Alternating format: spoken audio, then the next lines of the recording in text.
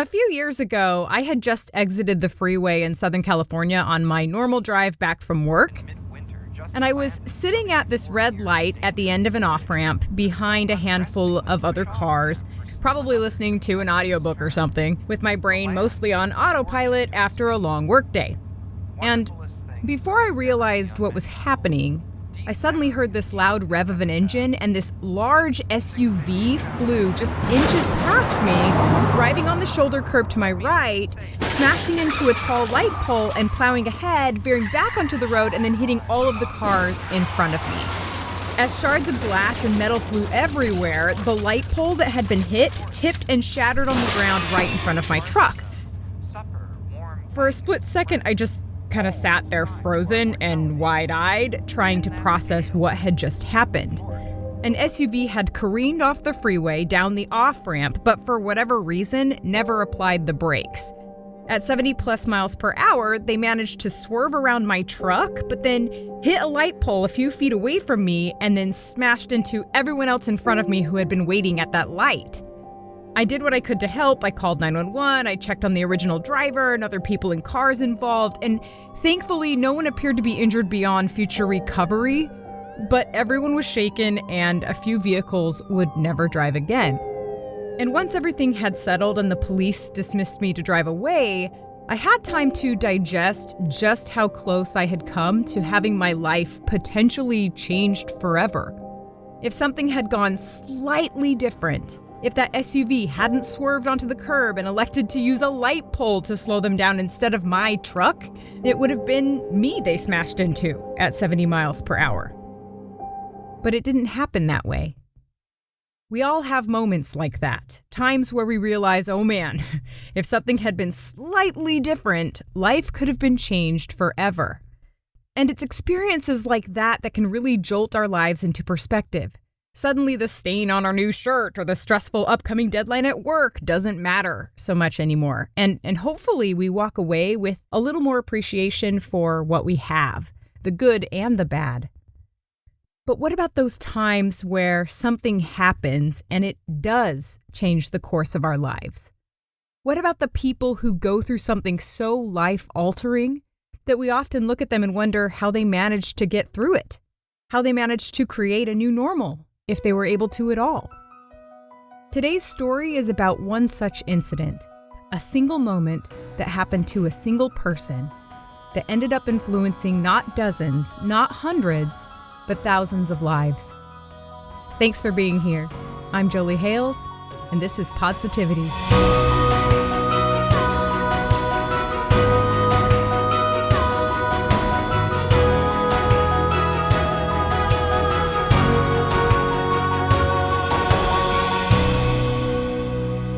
It was the early 1960s in northern Utah. 19-year-old Joanne was a student at Brigham Young University, and with Thanksgiving only a few days away, she had taken a break from studying to enjoy a night at the skating rink with her college church group.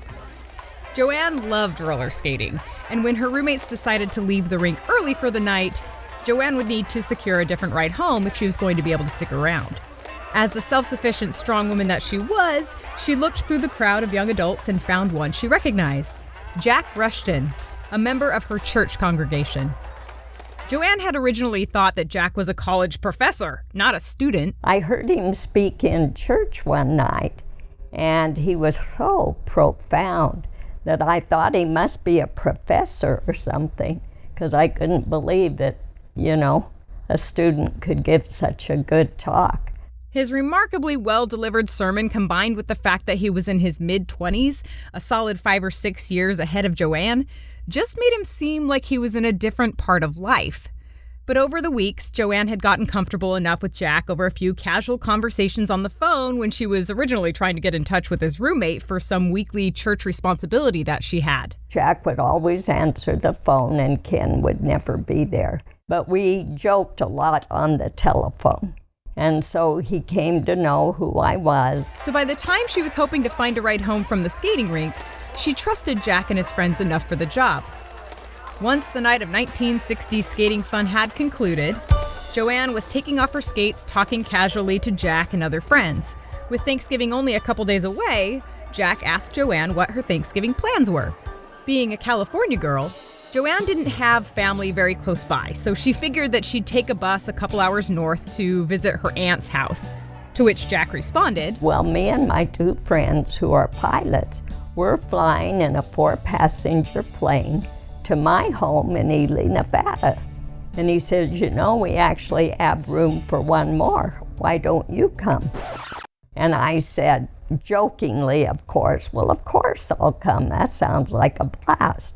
He says, "No, I'm very serious." Joanne laughed at the offer to hop a small plane to Nevada, but Jack, smiling, wouldn't drop it. He took me home and kept joking about it the whole way. And he walked me to the door and he said, "I'm going to go call my friends Larry and Ken and ask them if it's okay if you come." I said, you do that." Jack was hilarious and very kind, and his interest in having her come on this trip was entertaining, but she didn't think she'd actually be taking him up on this offer. But shortly after dropping her off, Jack called her to let her know that the other 2 guys scheduled for the flight had given a big thumbs up to the idea of her joining them, and he really wanted her to come. And I thought, well, this is interesting. But I said, "Okay, I'm going to pack my bags and I'll be waiting for you. And if you don't come, I will really be humiliated." Sure enough, the next day, all 3 of the guys showed up on her front porch, and soon Joanne found herself flying through the air in a small plane headed for Ely, Nevada. It turned out that Jack's family was having a huge family reunion for Thanksgiving, and after nearly giving his mother a heart attack when he showed up with a girl, they found a place for her to sleep amongst the dozens of kids and family members running around. Joanne had to laugh at the situation. She had never even really hung out with Jack, and suddenly she's sleeping next to his entire extended family. But Joanne was down for adventure, and Jack made her laugh. Those next several days, Jack and I just grew closer and closer. They toured the copper mines, went rabbit hunting, and they just did a lot of fun things, getting to know each other along the way. And that Saturday night, just 4 days after heading to Nevada as nothing more than platonic acquaintances, they went to a local dance. And when we danced together, we just knew that we were for each other. The next day, when the 2 of them drove back to their Utah campus, Jack held Joanne's hand. I never dated anybody else or anything. 5 months later, they were engaged, and a couple months after that, on July 22nd, 1964, they tied the knot in the Los Angeles Temple of the Church of Jesus Christ of Latter-day Saints. And I should probably pause here for a second for anyone who isn't familiar. Jack and Joanne are both members of that faith, the Church of Jesus Christ of Latter-day Saints. Whenever someone, somewhere, serves someone else, there is truly cause to celebrate. A message from the Church of Jesus Christ of Latter-day Saints. With its members formerly commonly known as Mormons, though members today prefer to use the full name of the church instead of the old nickname Mormon, because the nickname basically tends to confuse people into thinking they worship a person named Mormon rather than Jesus Christ. But as a member of the Church of Jesus Christ of Latter-day Saints myself, I fully acknowledge it's a bit of a mouthful, and I can tell you that we used to use the term Mormon all the time. So, don't feel like you've offended anyone you've called a Mormon in the past, just in case there was any clarification needed. And I mentioned Jack and Joanne's faith because it comes into play in this story in a couple of ways. First, Jack's dream had always been to teach religion classes for his faith. He was a true believer, and he found a lot of joy helping young people in their faith journeys. Specifically, members of the LDS Church have religious classes called seminary for high school students, and then they also have classes called institute for college students. And when Jack graduated from college, he fulfilled his goal by becoming a seminary teacher, teaching LDS doctrine to teenagers for the first few years. And then later, he and Joanne moved to Southern California, where Jack could teach institute classes at Cal State Los Angeles, while simultaneously earning his doctorate at USC. And with the family living in Orange County, the commute, his studies, and his work made Jack a very busy man. We did get his doctorate from USC, but all that time he taught institute and was very busy. Additionally, beginning about a year after getting married, Jack and Joanne had 6 children over a 21-year span, and Joanne preferred to stay at home and raise the children while Jack taught institute classes. And while it was enough money to pay for a modest home and feed the family, institute teachers pretty much choose their jobs because they love what they do, not because they want to become millionaires. So Joanne would take in daycare children or pick up part-time work at the school district when the children's schedules allowed it, just to bring in some extra income. And life was good. They were busy, but they were happy. Jack was doing what he loved, being a father to 6 beautiful children while juggling a teaching job he was passionate about. And Joanne was doing what she loved, being a mother in a beautiful family and wife to a man she loved, serving as the PTO president, and living in this 2-story home in Tustin, California. Years went by, and the 2 oldest children got married and moved away, having families of their own. Another child was serving a 2-year mission for their church in Colombia, leaving only the 3 youngest children still living at home. John was just turning 16, Rachel was 9, and Jackie, the youngest, was 4. It was Tuesday, August 1st, 1989. Prime time for poofy hair and rock ballads, and the summer season before classes started up again was nearing an end. Jack, now 50, and Joanne, now in her mid-40s, had been given the opportunity to use a good friend's beach house in Laguna Beach, a welcome getaway for the busy family. During these recent years, Jack had added another busy responsibility to his plate. He was asked to serve in the volunteer clergy position called stake president, which is a leader of multiple LDS congregations, where he was responsible for leading local bishops, speaking to large congregations, giving counsel to members, doing a lot of praying for people, and basically just serving in any way he could without thought for payment in return. And because of this position, Jack donated much of his time humbly helping others, and he was looked to for guidance by really thousands of members of the LDS community. Life for Jack, as you might guess, was a little insanely busy, but the opportunities to serve were rewarding to him. So when the opportunity for easy access to the sands of Laguna Beach presented itself that August day, Jack and Joanne jumped on board. A little family time away from the busyness of life was most welcome. So Jack, Joanne, and the 3 kids who were still living at home found a spot to settle on the sands of the main beach in Laguna for the day. A place near the charming sidewalk shops, the historic movie theater, if you're familiar with the area, the volleyball courts, that whole area. 16-year-old John and his friend Matt ran off toward the ocean to do some body surfing, while Joanne made sure that Jack was adequately plastered in a layer of sunscreen. I had a very unusual experience as I was rubbing sunscreen on his back. We had just celebrated our 25th wedding anniversary about just a week before, and just had a nice experience. And as I was rubbing sunscreen on his back, I don't know, this overwhelming love I felt for him and how good our life had been together and how happy we were. It was just a feeling that just totally came over me and filled my mind. Joanne was so grateful for the wonderful 25 years they had spent together. And although the feeling of love overwhelmed her in that moment, she didn't feel the need to say anything about it to Jack. There would be time for that. And if nothing else, he already knew. Once the sunscreen was applied, Jack took off his glasses and asked his wife to point his blurry vision in the direction of John and Matt so he could join in their body surfing adventures.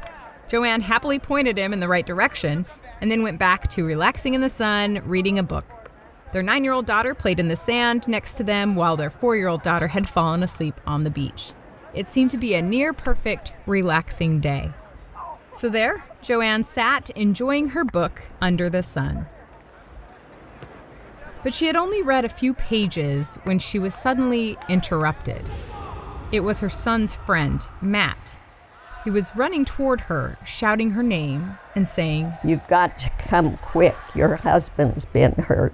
And I didn't have a clue what that meant. Joanne sprang from her seat on the beach, asked Matt to stay with the girls, and rushed toward the water where the group had been body surfing. And as I got closer, I could see all these people in a circle, and lifeguards were there.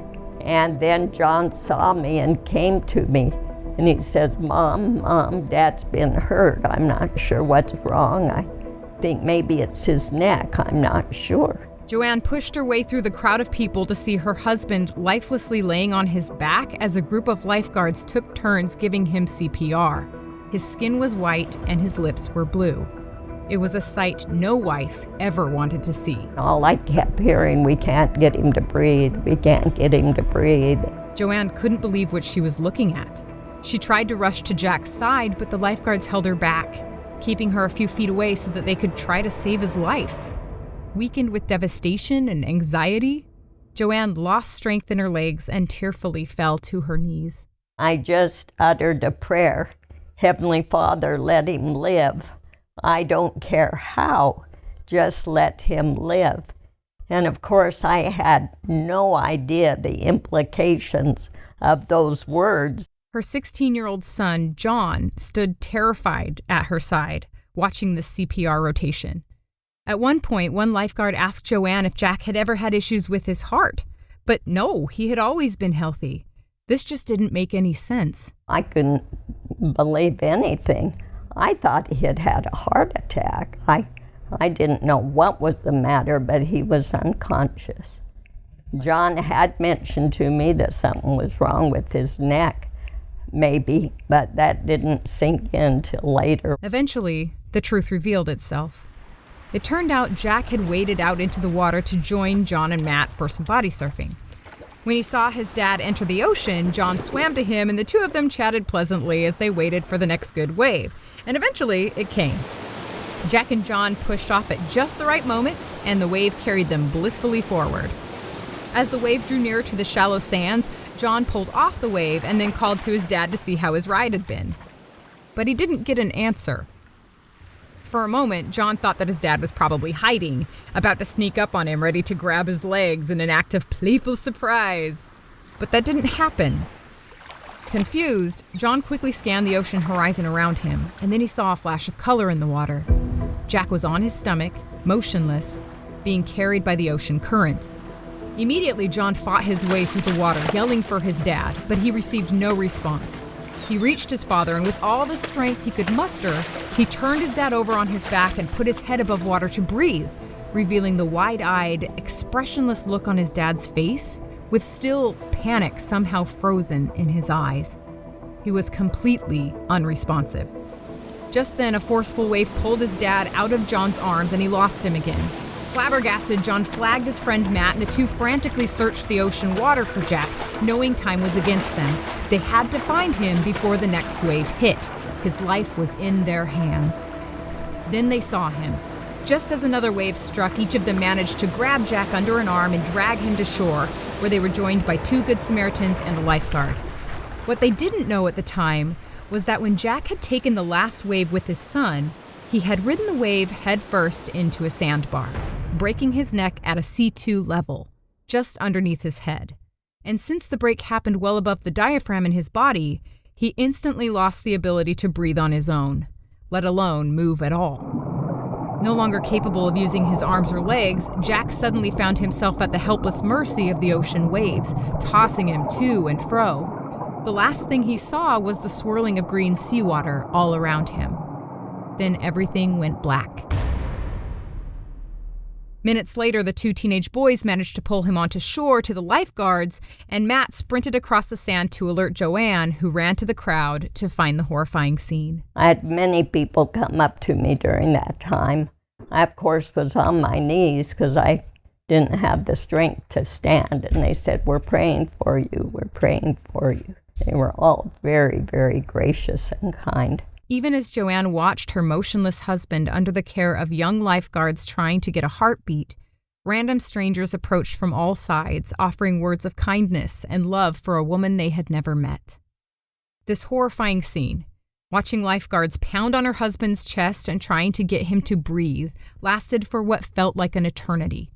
Not just because time seems to stand still during these moments, but because it was actually a really long time. Back before cell phones made calling 911 easy, the lifeguards had to do CPR on Jack for more than 20 minutes before the paramedics arrived.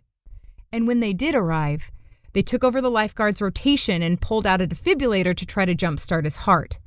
Joanne watched helplessly as they counted down multiple times, shocking Jack's chest in hopes that it would make a difference.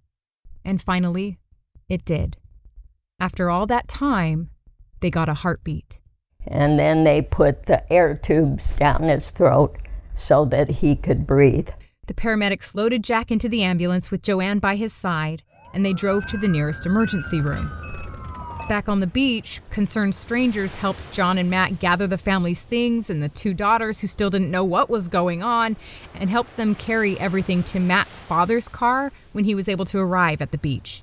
To this day, Joanne doesn't know who those helpful strangers were, but she is grateful they came to the aid of her family during a time of need. About a half hour after arriving at the emergency room, and probably around 2 hours or so after the initial accident, doctors and nurses surrounded Jack's bed, assessing his injuries. Suddenly, Jack's eyes opened. He was awake, but he couldn't move or make a sound. A member of the medical team saw his eyes open and said, "Mr. Rushton, you've been in an accident. We want to know if you understand us. And if you do, blink your eyes once." Jack blinked once, indistinguishably. That was the first sign that although Jack's body was in a rough spot, he miraculously hadn't suffered any brain damage due to a lack of oxygen, something for which Joanne credits those young lifeguards who took turns doing CPR until the paramedics arrived on the scene. Soon, Jack was transported to the Mission Viejo Trauma Center just as people in his church community began learning of the accident. When I heard about Jack's accident, it was very hard for me to absorb it. It just wouldn't go in, it wouldn't compute. I did not believe that something like that could happen to Jack. That's Jack's friend Norm recalling the day of the accident a few years back. Mom called, hysterical, and my husband answered the phone and screamed something out about my dad. She still wasn't sure what was going on with him. And I remember my husband just looking at me and wouldn't even tell me. That's Jolene, Jack and Joanne's oldest daughter. As word got around, the community was devastated. And for hours, friends, neighbors, and fellow church clergy who had all been touched by Jack and Joanne's constant service showed up at the hospital to show support and love to Jack and Joanne. Finally, around midnight, the doctors had to kick everyone out. The doctors said, "You really, really need to go home. We're going to do extensive tests on him to see exactly where he might be. There's internal bleeding or whatever, and it really won't do you any good to stay here." So Joanne heeded the doctor's advice and allowed a friend to drive her home to be with her two younger girls, where her parents had come to stay with the children. After a few hours, in the middle of the night, her phone rang. She quickly answered it. It was the doctor. The doctor gave me the news that Jack was paralyzed from the neck down and would not be able to breathe on his own again. And it just seemed more than one could comprehend at that particular time. Jack, her husband of more than 25 years, the father of her 6 children and teacher to so many others, was paralyzed from the neck down. Joanne knew this was a defining moment for their family, whether they wanted it or not. Perhaps the most difficult thing about the whole situation was the one person you'd want to be with you or to take charge in a situation like this would be Jack. But he was the person who was injured. That's Richard, another friend. You always wonder why bad things happen to great people. Sometimes you wonder whether it's because great people can handle it. One thing was sure, these great people were definitely being put to the test. Joanne remembers being by Jack's bedside and seeing Jack's big, bright eyes looking up at her that seemed to say everything. Things like, "Oh, my sweet Joanne, how did this happen? What will become of us?" And she just rubbed his head and told him how much she loved him and that things would be all right. Joanne was a strong woman. Having grown up as the third oldest in a family of 9 children and as being the first girl in the family, Joanne took up a lot of family responsibilities at a young age, demonstrating her natural ability to not only get things done, but to get them done right, even if they were hard to do. Her kids knew her as someone who had no trouble taking charge and making things happen. And now, here she was, faced with a trial no one asks for. She wept many times, held loved ones near, and stroked the face of her dear husband, She knew life was going to be different. Even though she already juggled a world of responsibilities, she knew that having a husband with quadriplegia was going to ask even more of her than she had ever been asked before. But she was up to the task, whatever it may be. Out there on the sand, watching her husband unable to breathe, she had pleaded a prayer to let him live. She didn't care how. So if this was how, she would accept it. It didn't occur to me at that point that he might even die. I don't know why it didn't. It wouldn't have occurred to me either, to be honest. Once Jack was breathing and stabilized and under the care of medical professionals, Joanne, like I would be, was facing the new reality of living with a husband who was paralyzed, a reality that would clearly consist of medical visits, wheelchairs, new transportation, constant assistance, and many, many other adjustments. But what she hadn't considered at the time, and what I never would have realized before talking to Joanne about it, which shows how little I understand these kinds of circumstances, every day of his life would depend on the functionality of a breathing machine, a ventilator or a respirator. Well, I mean, how many machines do you know of that function perfectly until the end of time? I think my husband's computer legitimately crashes at least 8 times a day. And I mean, of course, a respirator would be designed to function better than that, but it would technically only take one small malfunction for Jack's life to instantly be in danger, especially if no one was around to notice the issue. And apparently, this is how a lot of people with injuries like Jack's die. Some pass away from infections or even suicide or other incidents, but others just die because the respirator breaks down when no one is around to be able to fix it, which would be a terrifying thought. And the morning after Jack's accident, when Joanne went back to the hospital, it was the neurosurgeon who brought Joanne to this realization. He told us that he had had a patient that had lived for a year before on a respirator with a broken neck, and we didn't want to believe him. Only a year? That couldn't be the case. So he brought in another doctor that said the same thing, and it was just more than any of us could comprehend. And it wasn't just ventilator failure they had to worry about. Number one, you can get infections, you get pneumonia, you get terrible pressure sores that can go septic, so many things. Jack had survived, yes, but now it would fall on the people around him to make sure he stayed alive. And as you might imagine, the thought was really scary for Jack. While he was now in the hospital, Joanne was there as much as possible, arriving in the morning and staying until late, while friends and family members watched over her kids, but at night she had to go home to the children. Jack did not want to be left alone in the hospital because he couldn't cry for help. Jack couldn't speak at all. So if something went wrong, he had no movement, no hand movement. He couldn't alert a nurse that he needed any help. So his church community stepped in. For the 2 weeks he was in that hospital, friends from church took shifts around the clock to make sure he never had to be left alone.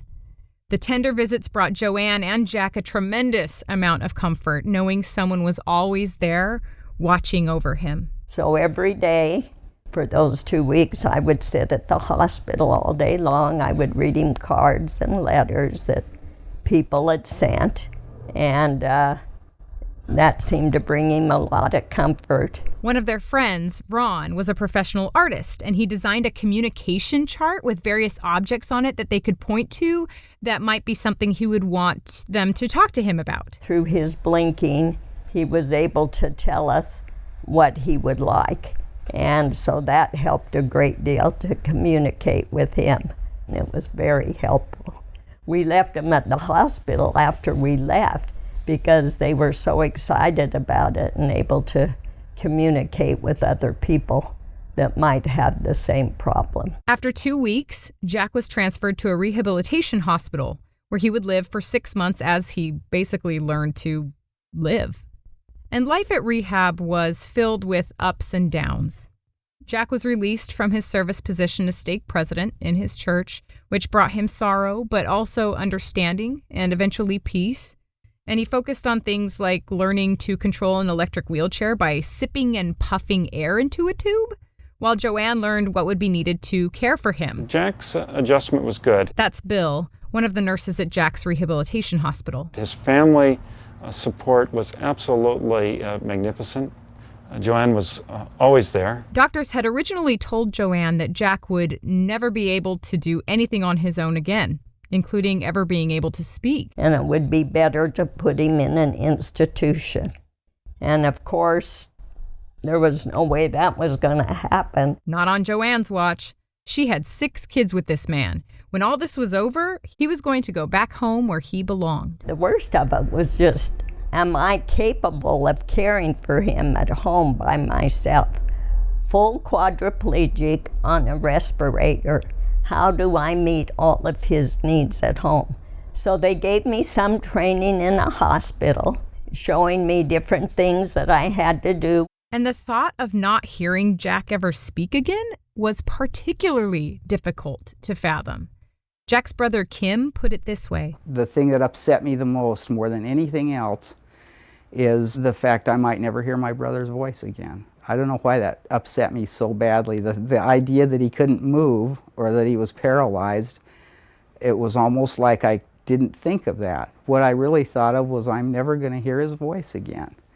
And he had recently called me on the phone and left a message, and I'd erased it, and I was just kicking myself for that. After all, Jack had made a living by using his voice.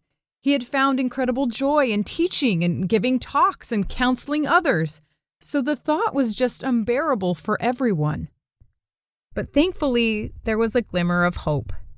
As everyone was reeling over the thought of never hearing Jack talk again, Joanne and her family were scouring Southern California for the right rehabilitation center for Jack once he was released from the trauma center. And as they searched, they met someone who totally changed their perspective. It was another patient in rehab who also had quadriplegia. And contrary to the expectations given to Joanne by 3 different and very certain neurosurgeons, this man could talk. He was even doing John Wayne imitations for us, and he filled us with so much hope. The patient had what is called a cuffless trach, or a tube inserted into his neck with an open cuff that allowed the recipient to speak on each exhale. It was the first time Joanne even knew speaking would ever be possible for Jack. And the doctors and nurses at Ranchos Los Amigos Rehabilitation Center only confirmed Joanne's hopes. They told her that neurosurgeons are good at a lot of things, but they don't really understand what happens when a patient leaves their care. They plan to have Jack both speaking and eating again in no time.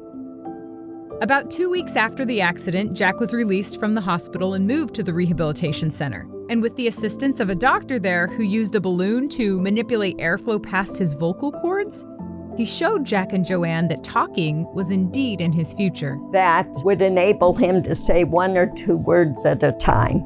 And so we were finally able to communicate with him again.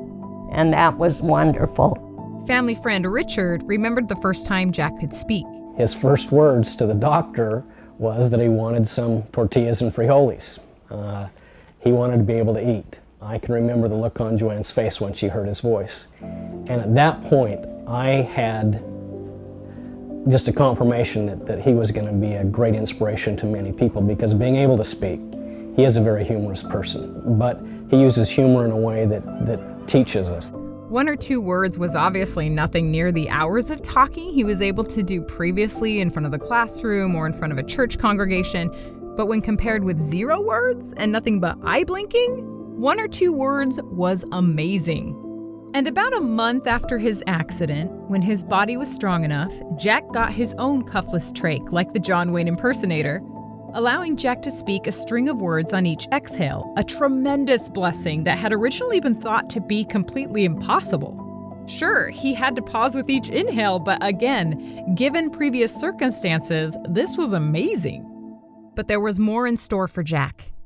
It turns out, around the same time, there was this brilliant engineer with his own disease that made talking difficult, and he had worked with a doctor to invent something called a passy-muir valve, a valve that attaches to the tracheostomy tube and redirects respirator air through the vocal cords, mouth, and nose, giving a person the ability to speak on both the inhale and the exhale. So excitedly, Jack got his own passy-muir valve. But it wasn't what he had expected. In fact, it was particularly difficult to deal with. Jack said it was like a whirlwind going through his head. There was just so much air pressure that he couldn't take it. And the doctor said, well, you've just got to get used to it. In fact, actor Christopher Reeve, known to many as the original Superman, who was also paralyzed from the neck down after being thrown off a horse, had apparently tried the passy-muir valve and didn't like the way it made him feel, so he actually opted to use other communication methods. But talking was something that Jack just did not want to live without. So with determination and Joanne's incredible support, little by little, Jack used the valve for 5 minutes a day, and then 10 minutes a day, and so forth, increasing the amount of time he used it more and more. And after 6 months of practice, he was able to handle it.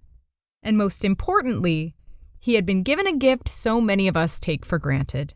He could talk again. So it opened up a whole beautiful world to him to just be able to speak normal. And as Jack spent time in rehabilitation, Joanne juggled learning how to care for him with plans for future living adjustments. They had lived in this 2-story house with no downstairs bedrooms for years, and while it pained her to move away from the community that was still reaching out on a daily basis, she knew they would have to move. They needed to live in a home that could accommodate Jack's wheelchair. But then she was approached by 2 men from their church congregation and community, Paul and Gary, both neighbors who also happened to work in construction. They approached me and they said, we want to build an addition onto your home so Jack can come home. And I said, oh no, we would never expect that. We'll just find a home that's suitable for us. And they said, no, we don't want you to move. Christmas time was coming, and it had always been an annual tradition for Jack's church congregation to get together during December to celebrate Christmas at what is known as a fireside. And no actual fire is involved. Fireside is more of a nickname in an LDS community for a special evening church service, where in this case, members got together to sing Christmas songs, hear talks, and remember basically the joy of the season. But this year, instead of holding the fireside at the church, the congregation brought it to Jack. Members of his church community all gathered at the rehab center's reception room to celebrate Christmas with Jack and Joanne. And at that fireside, they presented Jack and I with the plans for an addition onto our home. And it was paid for usually through donations of materials that companies like cement or wood, lumber, whatever was needed. Joanne hadn't told Jack about Gary and Paul's plans, so it was a surprise. And as you can imagine, Jack was beyond touched by the incredibly kind gesture. He had never received such a beautiful and incredibly unique Christmas gift. A gift that would allow him to continue to live in the community he loved. It was just an exhilarating feeling to know that people cared about us enough to go through this much effort. It was most touching. And that community got to work. Once Gary got the plans approved, they set a date and everybody showed up in our backyard. It was such a great project, and there was such a feeling about what we were doing. That's Gary during an interview a few years back. It was men, women, teenagers, kids, anyone willing to hold a hammer or even willing to bring food or water for the people holding the hammers as they worked from early in the morning to late into the night, skipping meals to build Jack's new rooms as quickly as possible. Friends who were plumbers came and configured the plumbing. Friends who were electricians made sure the house was wired safely. There just seemed to be somebody that could do something that needed to be done. mostly tile, granite, whatever it was. And in just 6 weeks, they had added a custom 750 feet to the back of Jack and Joanne's house. It included a wonderful bedroom for Jack, everything he would need, shelves to hold all of his equipment. And then it included a beautiful office where he could go. And the community had covered all the costs. We didn't pay anything out of pocket. And eventually, a few weeks after Christmas, it was nearing the time when Jack would be going home for the first time since he left it that summer, which meant that Joanne would suddenly be taking up the mantle of primary caregiver, something that made her incredibly nervous. You have to learn how to meet their bathroom needs.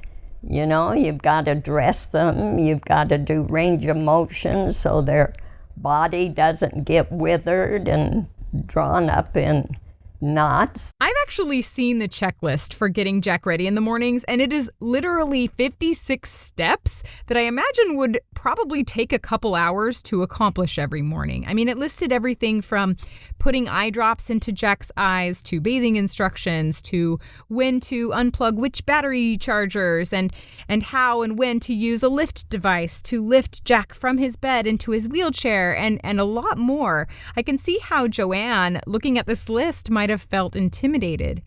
And of course, if anything goes wrong, it's up to the caregiver to make it right. I mean, you think of someone being on a respirator and machinery stops or anything happen and they're gone. It's just that easy. But he was my responsibility. So that was very overwhelming as all these needs, physical needs of his had to be met. I mean, I didn't think I could do it. I remember going to the restroom one time after seeing a certain procedure that I would have to learn to do. I can just remember praying to Heavenly Father and saying, Heavenly Father, you didn't heal Jack, but you saved him. But you have got to help me so that I have the strength and the energy and the wisdom to be able to take care of his needs at home. And that was my prayer.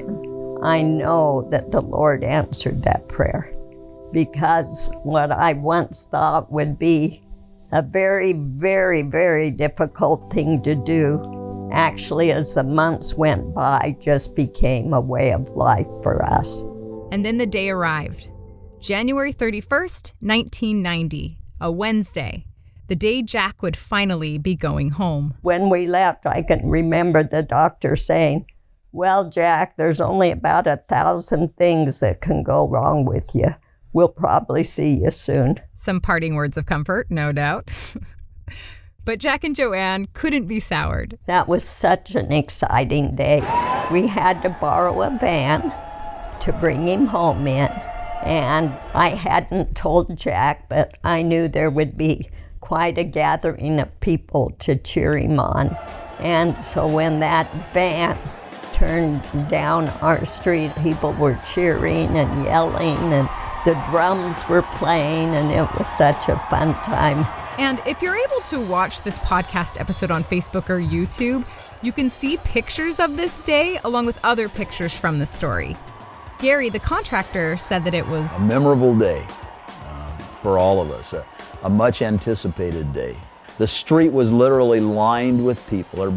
I'm guessing there was 150, 200 people who were here. Neighbors, children, and church friends lining the streets with banners, balloons, posters, and music. I mean, it was basically a street fair set up to welcome Jack home, even though it was the middle of a weekday.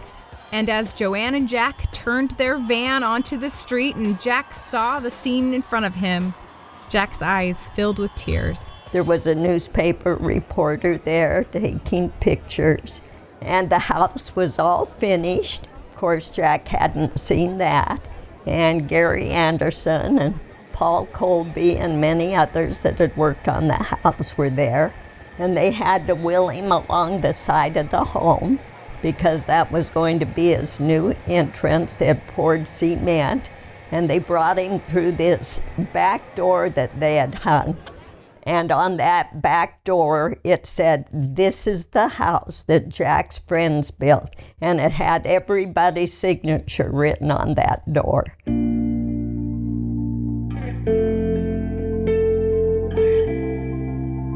So that was very special. And then I remember Gary wheeling him into the home and showing Jack the new addition and what they had done. And kids were peering through the window, and everybody was very happy and cheering. It was a very, very special time. And that's when their new life really began. Jack could now live on the main floor with easy access to the kitchen and the family rooms, while the kids continued to sleep upstairs. Most importantly to them, the family was back together. And even after Jack settled in, after the house was built and the new routines were established, the community didn't forget about him. For instance, dressing him in the morning was a two-person job, so friends or neighbors often came over to lend a hand, which Joanne described as being sweet experiences. Additionally, Jack had a history professor friend who traveled the world taking pictures every summer, and each time he returned home, he would visit Jack and show him all the slides from his travels, taking Jack on these virtual trips around the world. A young woman friend who worked as a manicurist came over about once a month and did his finger and toenails, and other friends who had big dreams of seeing him be able to walk again came and gave him leg massages and rubbed special oils on his legs. Jack's bishop, the leader of his local church congregation, visited Jack on a regular basis just to see how he was doing. I don't think he missed a week that he didn't come and visit Jack. And family and friends checked in or visited regularly. Their home was one filled with love. But there were hard times too. While Jack was an optimist, there were days, especially in the first year after his accident, where it was painful coming to terms with this new reality. He couldn't play the piano anymore. He couldn't go for a run as he often used to do, let alone play any of the sports he used to enjoy. He couldn't bend down and pick up his 4-year-old.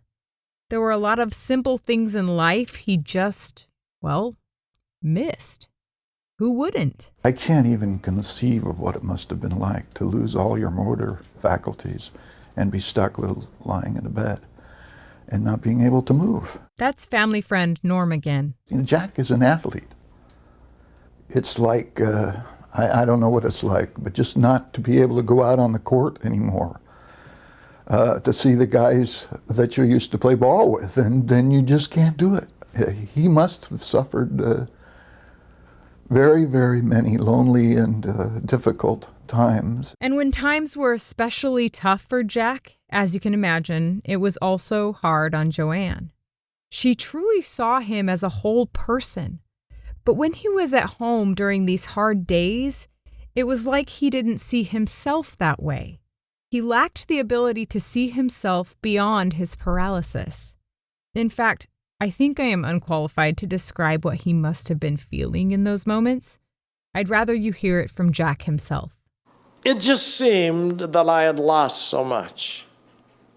The use of my physical body, my career, my ability to serve in the church.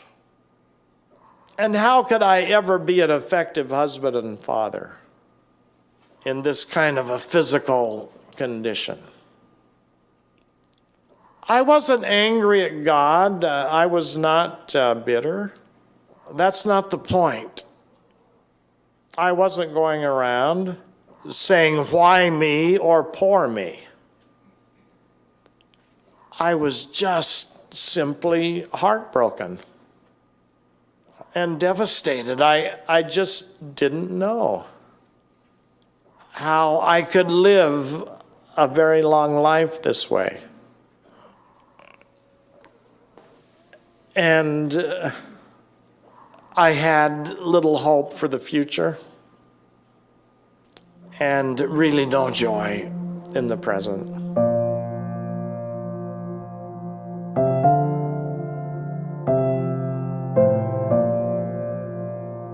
And he sort of shut down, which was painful for Joanne. At home, he became really quiet, as though his physical paralysis had also taken over his emotions. Joanne wanted the husband she knew he was.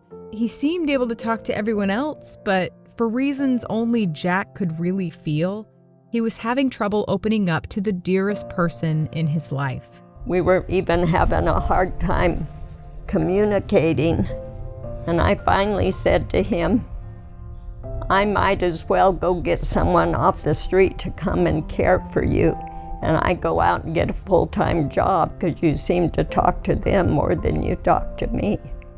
And anyway, I guess he thought about that for a while. And we went on a car drive one morning, and he said, I've been thinking about a lot of what you've said. He told Joanne that he had prayed for God to basically put a mirror in front of him so he could see how he was really responding to this new life and to see himself as the Lord saw him.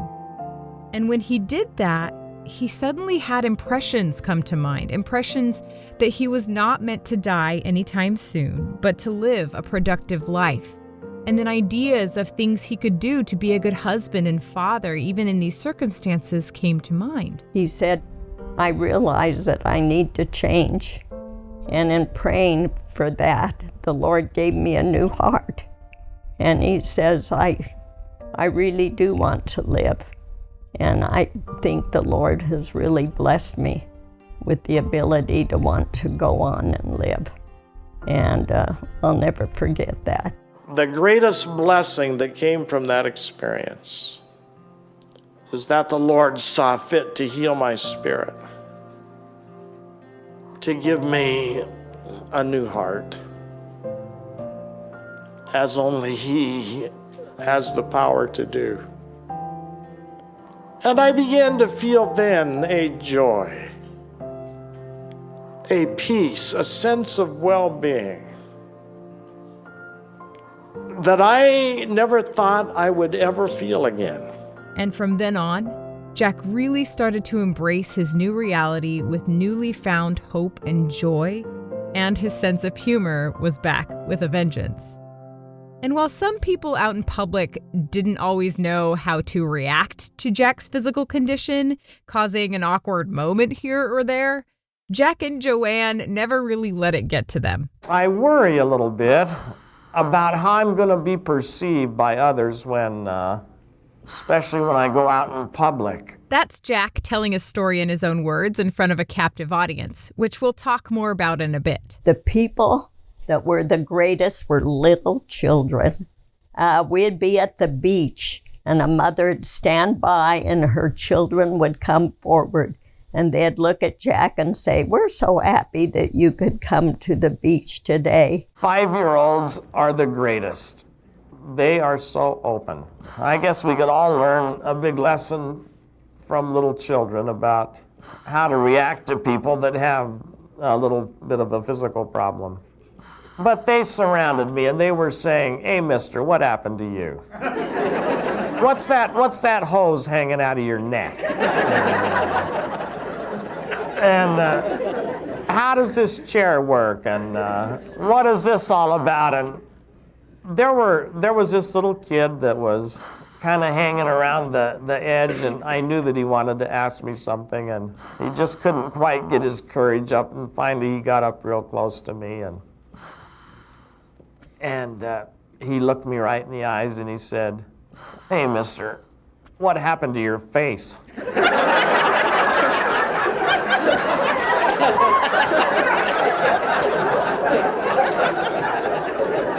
And I thought, my face? I thought it was the only part of me that even halfway worked. And I tried to run over the kid. As you can see, there's Jack's sense of humor in action. And from early on, Jack and Joanne were determined to live a fulfilling life. They weren't going to let a little old broken C2 vertebrae keep them trapped within the walls of their own home.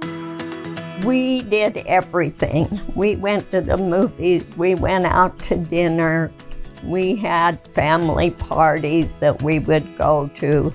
And we took trips to Arizona and Utah, St. George, Vegas, places that weren't so far away that I couldn't drive. And So we did. We got out an awful lot. Each day we'd probably just go on an outing just to go through Taco Bell or just do something just to get out of the house for a short time. So we tried to have a very active life. They had a special van that Jack could drive his wheelchair into and then clip easily into a secured position where the passenger seat would normally have been, so that he and his wife could ride in the car together side by side. That didn't mean he didn't fear for his life at times on the road, which had nothing to do with his quadriplegia. He actually said that the reason he had to get a pacemaker is because every time I changed lanes, it was a heart-stopping experience. Joanne, ever the woman on a mission, also drove that way.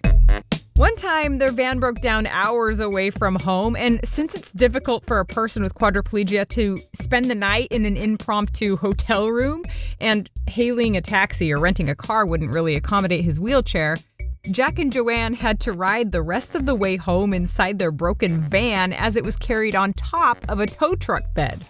Some would call that unsafe, but Jack said that's the best ride he ever had because I wasn't driving. As I was getting into the van, this one day, my ring finger on my left hand got caught on that seat.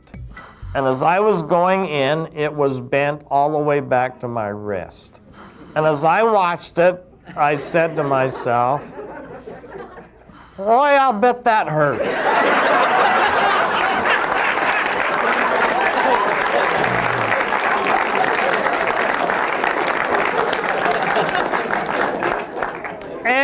And sure enough, it got all black and blue, and it got all swollen up, and so Joanne says, we gotta go to the doctor. And we went to the doctor, and they took an x-ray, and we're sitting in one of those little rooms they stick you in, and the doctor came in with the x-rays in his hand, and he didn't really look at me that closely, and he said, well, Mr. Rushton, you got a fractured finger, and we're gonna have to immobilize that finger.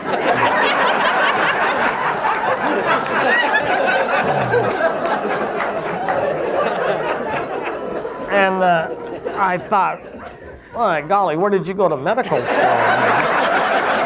Jack and Joanne's sense of humor came in handy on a number of occasions, like the time the family came home from church and went inside the house, forgetting to unlock the side gate so that Jack could roll his wheelchair into the house from the back. 30 minutes or so went by with Joanne and the girls chatting as family members do, until a neighbor walked up the porch steps and knocked on the front door to let them know that Jack had just been hanging out on the driveway for a half hour. Sure enough, they went outside to see Jack playfully smirking at them, waiting patiently to be remembered. And I gotta say, I love that story. And not because it shows that like Jack was forgettable or something, because he clearly was not, quite the contrary.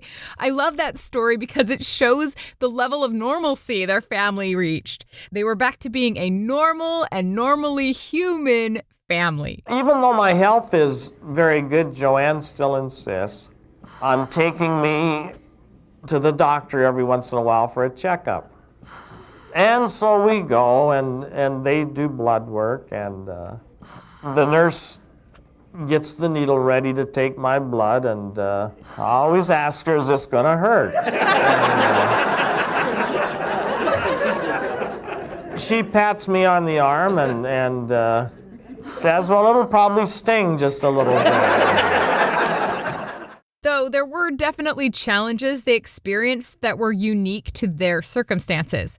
For one, dreaded ventilator failures. That happened to us on numerous occasions. The first time happened only a couple months or so after first bringing Jack home from rehabilitation. I was dusting in the house and I heard this funny alarm, and I thought that it was coming from outside. So I can remember going from the family room clear outside my backyard looking for this alarm. And it was actually Jack in his bedroom, that the respirator had malfunctioned and had set off this terrible noise. And one thing that someone in Jack's situation does is they kind of click with their tongue to try to get your attention, going, meaning I need your help. And by the time I realized it was him and got to him, he had blacked out. And I just couldn't get the respirator working fast enough, I thought, to bring him back. And I did. And I just remember falling to the bed and just being completely wiped out, that could have been the moment. But that was just one of many. On another occasion, Jack was working in his office while Joanne and some family members worked in the kitchen just a room away. We had acquired this cute little Taco Bell dog, AKA a Chihuahua. He was just darling. When suddenly the little dog came running into the kitchen, barking furiously at Joanne. And then he would run toward the back door. And I thought, what on earth? And then if I didn't come, he'd come back and get me. So I finally followed him, and he took me right to Jack. And his hose had become disconnected, and Jack was doing the tongue thing. And that little dog knew, so talk about intuition.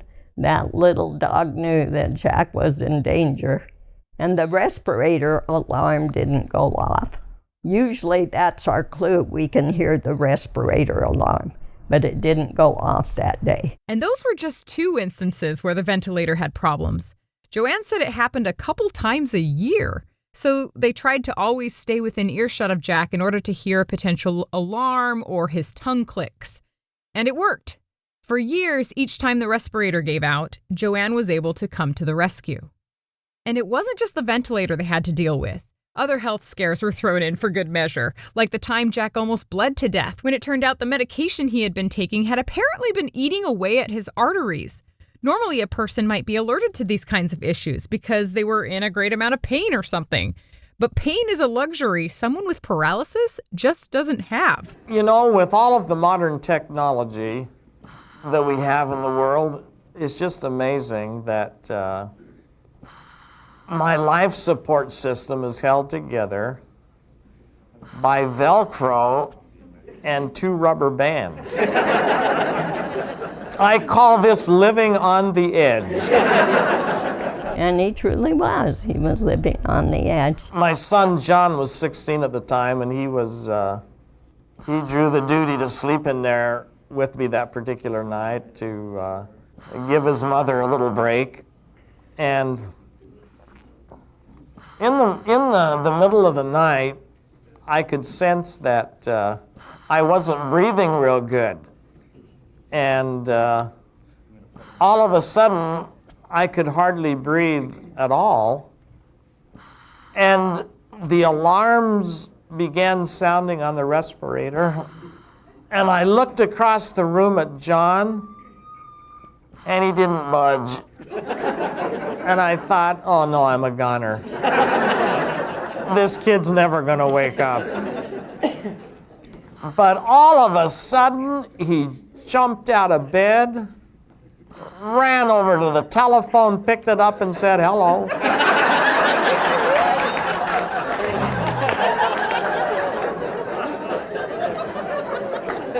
And that's why I call it living on the edge. Months after first finishing rehabilitation and returning home to his new life, Jack was asked to be a part of something that didn't seem particularly life-altering at the time. But as small and simple events often do, it would end up pointing his life down a unique and distinct direction, onto a path that would influence the lives of thousands for years to come.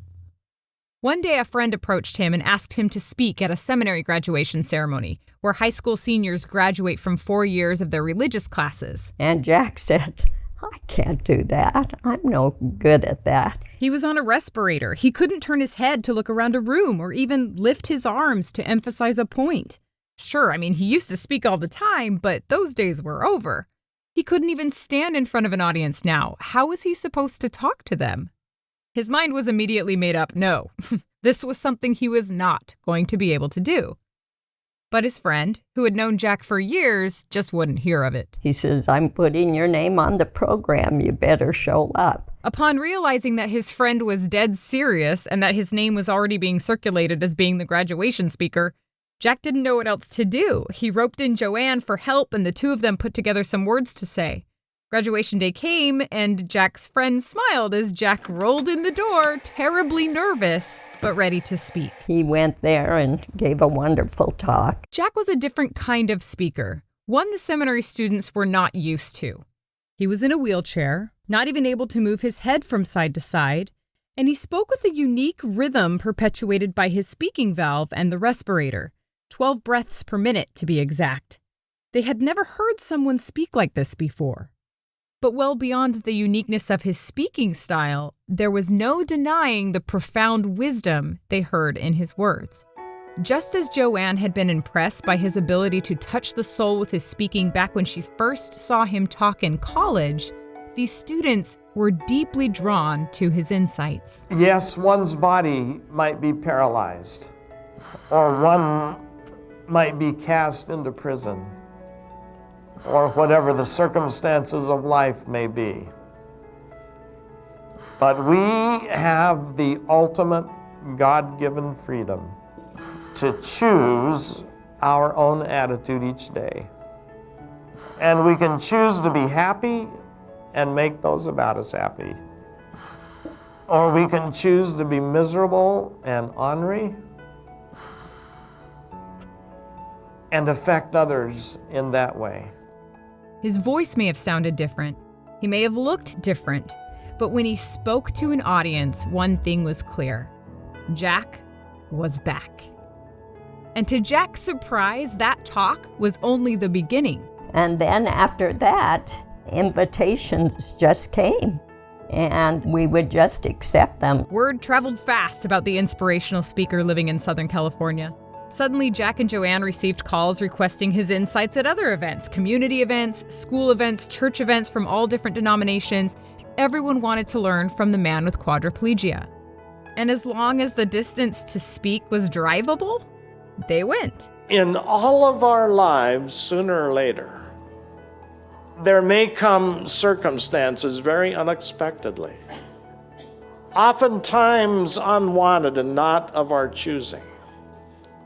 And when they come, we have got to be able to accept those circumstances, those things about them, over which we have no control and cannot change. But in doing so, never fall into the trap of letting our circumstances control our behavior, limit our behavior, and keep us from fulfilling our true potential as sons and daughters of God. Seeing themselves as the recipients of great service so many times, Jack and Joanne rarely accepted any speaking fees at all. In fact, they usually paid for their own travel expenses to do these speaking engagements. But they were happy to do it because they saw these chances to speak as opportunities to sort of lift others, which was something that brought them great joy. He would have all these speaking engagements, and that was nearly almost every weekend that we would go. With Joanne driving and Jack praying they'd arrive safely. Young people, ages usually 12 up through 18, they loved hearing from him, and they would line up afterwards and thank him for coming and how he helped them through a rough time in their life. In all of our lives, pain is inevitable, but misery is optional. I know that to be true. All of us, before we get through this mortal existence, are going to suffer pain of some kind. The death of a loved one, a major sickness, something will happen that will bring with it its challenges. That goes without saying, it is inevitable. But misery is optional. He always told many jokes, poking fun at himself usually of things that would happen to him, especially while we were dressing him or something, but he would always have everybody laughing in the beginning, and they couldn't believe it. Ladies and gentlemen, boys and girls, welcome to the stage the Get You Up sit-down comedy of Mr. Jack Rushton.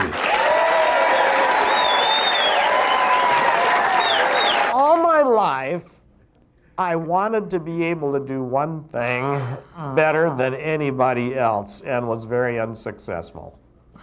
And then I had my accident and I thought, you know, maybe I can be the best quadriplegic on a respirator that ever lived.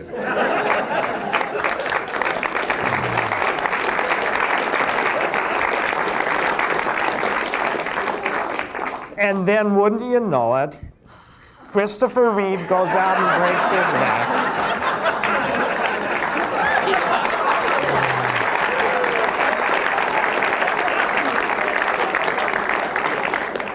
And I'm in competition with Superman. And then he would get serious and he would talk about other people that had struggles and how they overcame it. And then about himself, the experiences he would have and the adjustments that he had made. And he always ended up with the theme that it was good to be alive, that no matter what situation he was in, he was glad to be alive. And so it is. It is good to be alive. It's not good to be paralyzed, but it's good to be able to still be with my family, to have seen the birth of 8 more grandchildren, to see my children doing the things that they're doing with their lives, to be able to be just near Joanne.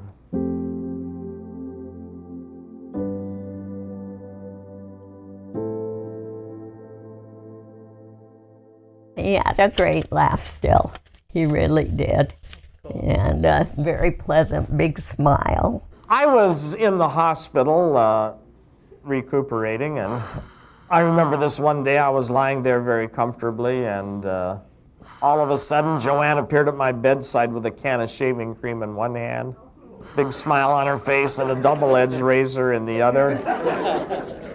My whole life passed in front of my eyes. It was a far more harrowing experience than my accident. I soon convinced her to get an electric razor, which she did, and along with it, she got an electric toothbrush, which I have learned can be a lethal weapon, especially when she's watching a TV show and brushing my teeth at the same time. He always had everybody laughing. And I think that's what helped him the most, was being able to teach and speak. Because when he did those things, I think he felt like a whole person. He wasn't paralyzed, he wasn't on a respirator, you know, he was just Jack up there, you know, sharing his thoughts that he had in a spiritual message. Jack didn't only speak his insights, but voice activation technology eventually really took off, so he was able to start writing on his computer as well. Jack was able to write and prepare lessons and do anything he wanted to do on that computer. He wrote 2 books and a lot of family histories, and he utilized his time every day, spending probably about 6 to 7 hours every day on the computer. Jack wrote 2 books in particular, one about his experience on an LDS mission, and another book called It's Good to Be Alive, Observations from a Wheelchair, which I highly recommend. And for years, Jack and Joanne traveled the Western United States, talking to audiences of all ages, sharing stories and perspectives unique to them, but applicable really to all of us. His talks were televised at times, he was interviewed on the radio, and yet he always looked forward to teaching the simple Sunday school class lessons that he taught every week to the very community who first welcomed him back with open arms. Over time, thousands upon thousands of people came to know and love Jack Rushton and Joanne, who was forever by his side. Where he had inspired a great number of people before that tragic day on the beach, his reach since that day had increased 100-fold. Interesting how life works, isn't it? And beyond his great public influence, Jack was even greater where it mattered most. He was a wonderful counselor. We could always talk and discuss things, and you know, kids have issues. We could talk about that as a husband and wife. So that was always very special. And their kids absolutely loved their dad. And he inspired their lives in a number of ways. They were wonderful. John, the 16-year-old, he became an ER doctor. He loved helping his dad. We always joked that John said to his friends at night, "I've got to go home and put my dad to bed." After pulling his father's body out of the ocean waves and helping his mother take care of him for years, it only felt natural to take on the career of saving other people in need. And he wasn't the only one in the family. Our daughter Rachel was 9 at the time, and by the time she left for BYU, she was so capable in Jack's care, and just a wonderful help, and she became a nurse. And then little Jackie, who was 5 years behind her, she helped me a lot just the same. But when they were little girls, they would feed their dad, they would turn the TV, they would just do whatever he would ask them to do. So they were just wonderful, wonderful little girls. Because of my situation, I cannot do one single thing for myself. And each day of my life, I experience almost hourly the love and the service of my friends, and especially of my family. And in turn, I'm able to be of some value to them, to still be a companion to my wife, to be able to be a friend and a counselor to my children, to be able to visit with them, to counsel them, and to feel that they value that counsel. A few years after Jack's accident, Jack ran into a doctor who worked at the trauma center where Jack had been brought on the day of his accident, the hospital that had originally first saved his life. And this doctor said that he overheard the doctors and nurses who had saved Jack talking about him one day. He said, "After you left the hospital that night, and they had wondered if they had done you a favor by saving your life, you know, because of the difficulty and hardship that you will face now being paralyzed and on a respirator." Jack considered those words only for a moment. To him, the answer was clear. And I told the doctor, "When you go to work tonight, would you take a message from me to your friends at the hospital? Please tell them that they did me the greatest favor that anybody could do for another human being in preserving my life. And please tell them this: it is good to be alive." And it really was. For Jack, for Joanne, and every person who was touched by him, those thousands of people who heard his words or felt of his example were happy he was alive. Jack lived for 23 years after his accident, to the age of 74, much longer than the life expectancy for a person relying on a respirator. Still, his passing came unexpectedly. It was Christmas Eve, 2012. He was perfectly healthy and fine, and it was late Christmas Eve, and my daughter and her husband were living with us with their 3 children, and we were just in this living room area getting things ready for Christmas morning, and we had had a wonderful little family Christmas time, and Jack had been put to bed, and at midnight I went into his bedroom and I was talking to him, and he wasn't giving me any response of any kind. So I said, "Boy, you must really be tired." So I went over to him and realized that he was gone. Jack's respirator was still working, and its alarm had never gone off to indicate a malfunction. It was as though his time had simply come.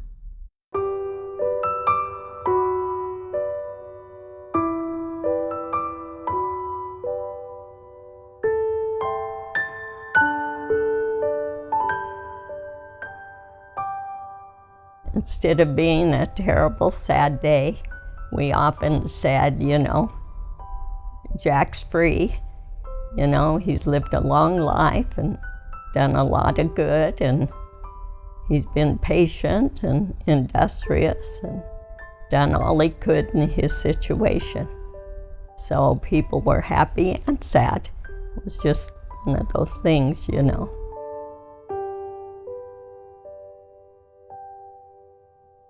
He had beat the odds, long outliving doctors who said he wouldn't survive longer than a year or two. I have no idea how the word spread, but our home was filled with people about 1 o'clock in the morning. Friends, neighbors, relatives, the same community who had stepped in on the day of Jack's accident 23 years prior, the same community who had built his home and welcomed him back with open arms and held on to him for all these years, that same community was there again in the middle of the night to support Joanne and say goodbye to a man who had inspired them all. And they stepped in to serve him once more. Gary Anderson, that had spearheaded the addition onto our home, approached me a few days later and said that he wanted to build Jack's casket. Gary recruited friends to help, from the design to the construction, anything that needed to be done. Women from their church community gathered at a friend's home and worked together to place a beautiful fabric lining in the casket.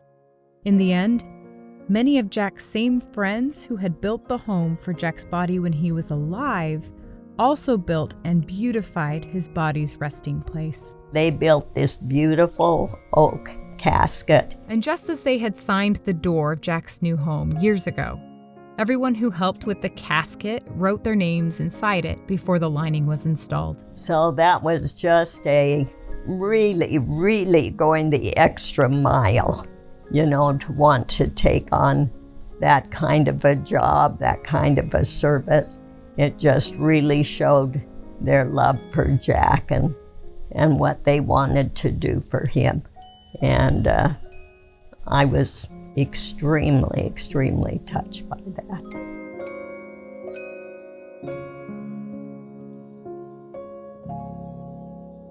As you might expect, Jack's funeral was standing room only. Hundreds, if not thousands, of people were there to pay their respects. During those 23 years, he lived a very, very fulfilling life. And so did Joanne. All I can say is that being married to Jack and being able to serve him the way I did was an incredible experience for me. I never felt that Jack was a terrible burden, or I never felt like I can't do this another day. This is just impossible, When he got hurt, we still had quite a young family at home, and we still raised those children. And it was wonderful still having him with us. Jack had been a great pianist, and when his daughters would take piano lessons and practice, he loved to listen to them play and sometimes would correct them if they needed correction. And he always gave them interviews and was there to talk to them whenever they needed to share something. We would take him to as many of their activities as we possibly could. So we just tried to stay close as a family. And it was so wonderful because when he got hurt, we had 2 3-month-old grandsons. But when he passed, we had 19 grandchildren. And he got to see many of them go on missions and return home. He got to go to the temple and see them married. So he got to see some beautiful things in life that he would have missed had he passed on. I asked Joanne what Jack's legacy in life was, if you could narrow it down to one thing. Oh my goodness. Never give up, I think, is probably a good one. And he never ever doubted his faith in God and ever said, why me? How come this had to happen?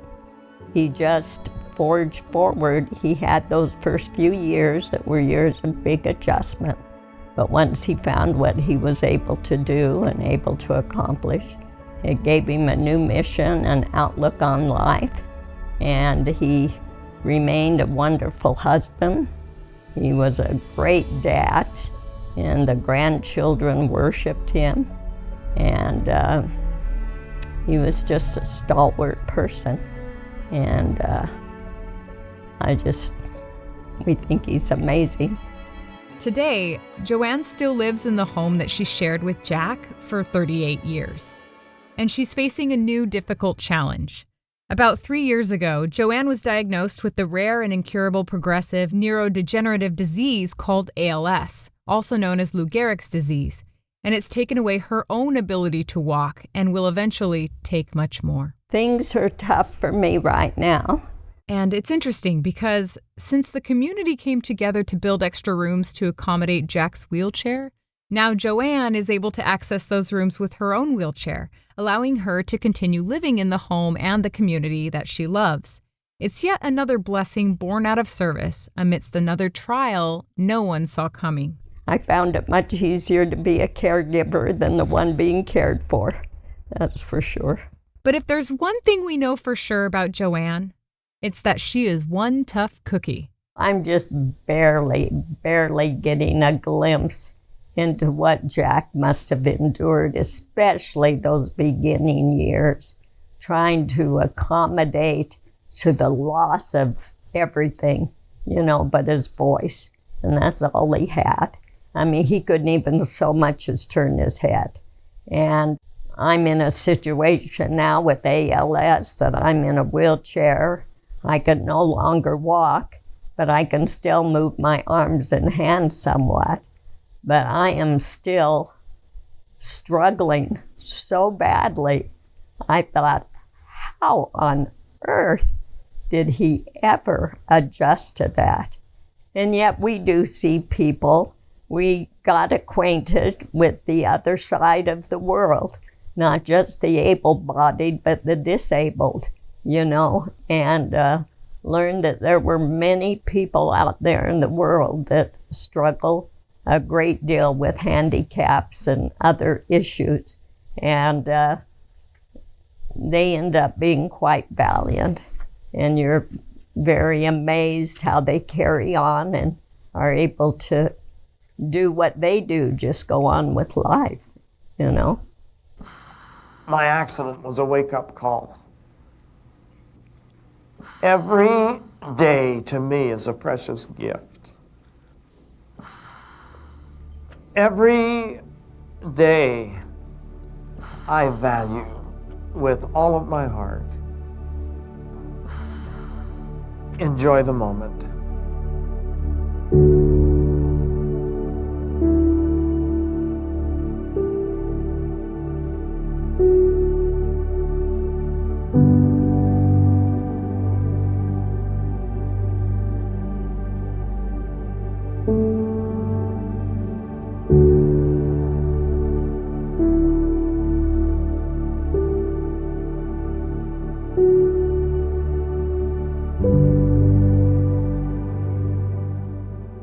I know Joanne because she's my neighbor.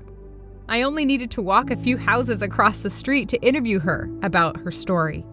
I was able to walk home with binders filled with photos and letters and newspaper articles about Jack and his life, and as I read through them, I developed such a deep respect for him and his entire family, especially Joanne.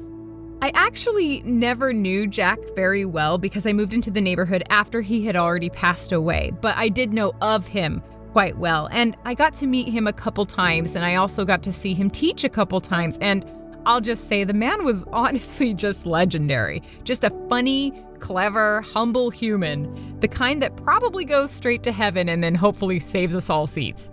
We believe that we can be together as families in the eternities, that after this life that we will be together. And one partner usually goes ahead before another, or a child before a parent. But whatever the case, that if we live good lives and are good people, that we will be together forever. So I look forward a great deal to moving on and being with Jack. I'm not hoping to stick around for 23 more years. There are so many lessons that we can learn from Jack and Joanne.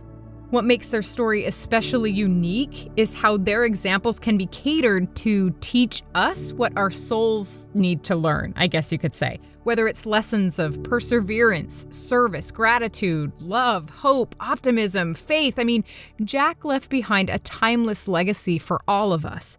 And if you want to know more about Jack's life and his writings, both of his books are available on Amazon.